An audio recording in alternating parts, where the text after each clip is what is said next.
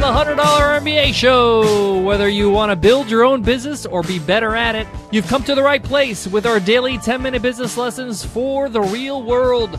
I'm your host, your coach, your teacher, Omar Zenhom. I'm also the co-founder of the $100 MBA, a complete business training and community online. And today, you will learn how to fire an employee. Sometimes things don't work out with the people that you hire, and you need to have a plan of action and know how exactly to let them go. You need to do this in a fair and professional way to make sure that you and the employee that you're firing walk away from the situation in a calm and professional manner. There's lots to cover, so let's get into it. Let's get down to business.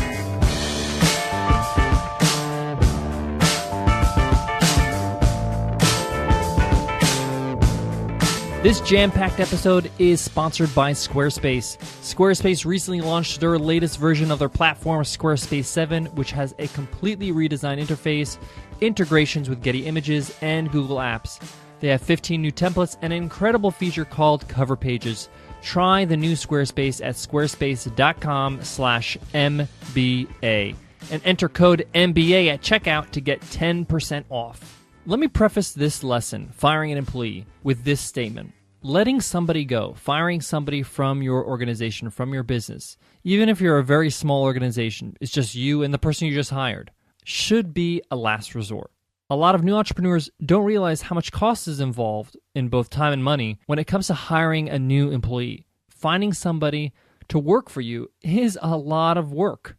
And if you can avoid it, if you can turn a bad situation and turn it into a positive one, that's going to save you a lot more in the long run. But sometimes it is the resort you have to take. And that's what today's episode is all about, how to handle that situation, how to fire somebody and make sure that you're being fair in that process. This is not an easy thing to do. Firing somebody from your organization by its nature is confrontational. That's why I put this lesson together, make sure that you can navigate through this difficult situation with some plan in place. Now, the next thing I want to talk about is you should never fire somebody suddenly. All of a sudden, you just fire them with no warning. That's just not fair. The only exception to this is if there's foul play in effect, meaning that they've done something that's really wrong in your business, like they've embezzled money or they just were sleeping on the job consistently and they haven't really done any work or something like that. Basically, they were not holding up their end of the bargain in a major way. In those cases, yes, firing somebody suddenly makes sense. But most of the time, that's not why you're firing somebody. Most of the time, you're firing somebody because they're just inadequate. They're not good enough for the position. And I would say 80% of firing somebody, that process happens before they actually get fired. You need to justify. You really do need to justify why you're letting somebody go. I know it's your business. I know it's your company. You can do whatever you want. But if you want to do something in a professional way, doesn't leave an irate person leaving your company, bad-mouthing your company. And with social media these days, it can get really nasty. So whenever you're hiring a new employee, whenever you take on a new person, you should always track their progress or lack thereof. There should be some regular checkup meetings, regular reviews. What we do at the $100 MBA is we have a major review in our business with any of our employees every 3 months. This is a major sit-down talk over Skype. We look at their work in the last 3 months, how they contributed to the business, how they fulfilled their role, and have they met expectations? Have they exceeded expectations? That's a major sit-down. But there should be smaller sit-downs like that throughout their time. So maybe once a month, maybe at the start, even every 2 weeks. But you should track their progress. When I say track, these things need to be documented, meaning you're taking notes in these meetings and you're sharing these notes with one another. You could do this on a Google Drive, or you could do it through email. So that way there is a paper trail. There is some way to track and look back, hey, we talked about this a few times. You're not doing what you're supposed to be doing. Now, obviously, if they're just getting started, they have to learn their job. They have to get used to what they're responsible for. So there might be some bumps on the road. You got to leave some time for a learning curve. And obviously, when you're correcting them, make sure you praise them for the things they did right, not just what they did wrong. Now, if they're consistently doing something that is not part of the job, or they're just doing something wrong, or they're just being neglectful, this needs to be documented and tracked. You need to discuss what happened exactly, and you need to ask them, why is this happening? When you have an employee, it's a two-way street. They're responsible, you're responsible. So make sure it's a discussion. Maybe they didn't understand something, maybe they need more training. Maybe they applied for the job thinking it was something else. Now, if something is going on where they're not doing their job correctly consistently, and it's affecting the business, obviously, because they're not doing what they're supposed to be doing and something is lacking, you need to discuss with them a correction plan, meaning how will we correct this behavior? How will this happen? How can we change this? How can we improve? In that discussion, you also have to discuss what will happen if they do not improve. So let them know, listen, I need somebody who can do 1, 2, 3, and 4. If you can't do these things within the time allotted, I'll give you a month or two to get in the swing of things. But if you can't pull this off, if we have to have this discussion a few more times, then I'm going to have to replace you. Make sure they understand that reality. You need to give them warning. They need to know what's going to happen if they don't pull their weight. This is part of being professional and being fair and just having a frank conversation. Hey, I have a business I have to run. I have to make sure that this gets done. If you can't do it, then I'm going to have to find somebody that does. And I can't pay 2 people to do 1 job. But make sure you end it by saying, but I hope that you can do it. And then you do it. Because I would love to have you on because it's a headache for me to actually find somebody else. You could be honest with them. I'm rooting for you. I want you to stay along. But I need you to do these things properly. Now, if things continue to not improve consistently, when I say consistently, I would say 3 times is the start of being consistent. You may want to stretch it to 4 times if you're feeling generous. But every time you need to address it. Hey, we talked about this. This is what you're supposed to be doing. You're not doing it. Or, hey, this is what the job looks like. You're not doing the job. This is what the job is. Hey, I need you to be on time. You're late this time. I don't know why you were late. I understand you had an excuse, but this can't happen again. You need to address it every single time it happens, and you need to do this in writing through a Google Doc or through email. Now, back to my point, if it's happening consistently 3, 4 times, you need to start thinking about hiring somebody to replace them. I would actually hire somebody before you fire the person you're going to fire, because you don't want to have a lag in time where you fire one person and then you can't find somebody else in the meantime. So hire somebody. Get them trained up on the tasks that person's doing. So you'll have a little bit of an overlap time, maybe a month. And then if things are not improving and you need to fire this employee, you need to have a meeting with them. I would not send an email. You need to have a face-to-face meeting or on the phone. It has to be in person, even if that's virtual, like on Skype or on the phone. And you need to have a frank conversation with them about why you need to let them go. Now, when you have this meeting, let them know why you are firing them clearly. Don't prance around it. Don't say you're letting them off. Be honest. Hey, listen, we're going to have to let you go. We're going to have to fire you because of this reason, because this is consistently happening. And as you could see, on this day we talked about it, and this day we talked about it, and this day we talked about it again, and things are not improving. And unfortunately, I'm going to have to let you go because this is not something that I can maintain. Now, you need to be fair. You need to give them some warning because this person needs a job. They need to work.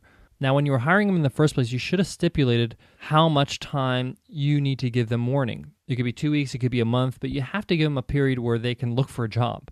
So let them know, hey, you're still working for us for the next 2 weeks, for the next month. We're still going to pay you, and this is what we agreed upon. If things didn't work out, this is what you're going to get paid out. And you follow up that call, that Skype call, that personal conversation with them with an email detailing everything you just talked about, along with what they're going to get when you let them go, their salary, whatever you agreed upon. You thank them for their time. You say you wish them well. And if you'd like, you can offer them a letter of employment, which means just a letter that says that this person worked at your company from this date to this date. This is not a letter of recommendation. You're not recommending them because obviously you wouldn't recommend somebody you fired. But it's a letter to show that this person was working at this company. This is especially useful for people that work overseas outside the U.S. It's a way to verify that they were working at somewhere. In the U.S., this is not as important, but it still can be of value to somebody. And it still shows that this is not personal, this is professional, and I want to make sure that you go with as much value as possible. You're going to get the money that you were promised, as well as maybe something that can help you get a job. Make sure you frame this conversation where you're firing the person that this is just not a good fit. It's not like you're a horrible person. It's just that your skills are not a good match for this position, and I need somebody that can do this. You're probably great at another position at somebody else's company, and if I had that position that you would be great at, I would have hired you, but I don't. I got one more piece of advice when you're firing an employee, but before that, let me tell you a little bit more about today's sponsor, Squarespace.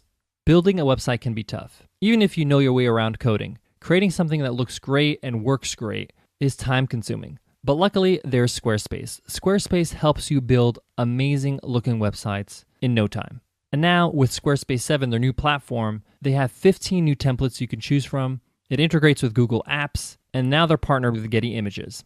And of course, you get all the classic Squarespace features of beautiful, responsive design, 24/7 support on live chat or email, commerce, so every website comes with a free online store, and it's only $8 a month, and you get a free domain if you buy Squarespace for a year. You could start a trial with no credit card required and start building your website today.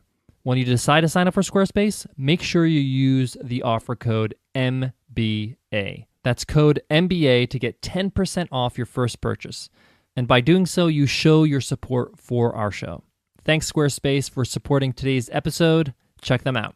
Guys, firing an employee is never easy, but one piece of advice that can make it a little bit easier is to remember that when you're letting somebody go, you don't have to be mean about it. You don't have to be nasty. You could be kind. You could be a nice person. And I found when I had to fire somebody and I did it in a professional, kind way that's considerate, the person goes being okay with it. They're like, all right, I guess we're not a good fit, but hey, I understand. This happens. So don't confuse being professional or having a plan with being mean. At the end of the day, they're still a person. They still have feelings. They still have emotions. Let them know why you have to fire them. Again, you can go through the discussions you had in the past with them. But at the end of the day, it's just not a good match. All right, guys, that wraps up today's episode. If you have any questions, you can email us at contact@100mba.net. If you want to show your support for the show, drop us an iTunes rating and review. You can learn how to do that at 100mba.net/show. We will love you forever when you do so. It really helps our ranking in iTunes and helps us reach new entrepreneurs. Guys, I want to leave you with this. Running a business sometimes has its difficult moments. Firing an employee is one of them. Dealing with some sort of loss or maybe having to let go of a project or a product that's not selling.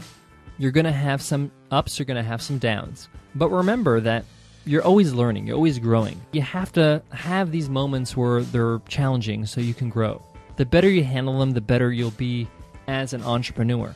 It's not always going to be a walk in the park. It's going to be tough sometimes, but it keeps you on your toes, and you didn't become an entrepreneur to have a boring existence, right? You want a little bit of challenge and a little bit of excitement, and sometimes in those challenges, there is excitement, and there is ways to overcome those challenges that make you feel better about who you are and better as an entrepreneur. So take them with stride and know that it's par for the course. It's just part of being an entrepreneur. So find comfort in that. Find comfort that you're experiencing what everybody else experiences that is successful. All right, guys, I'll check you in the next episode. Take care.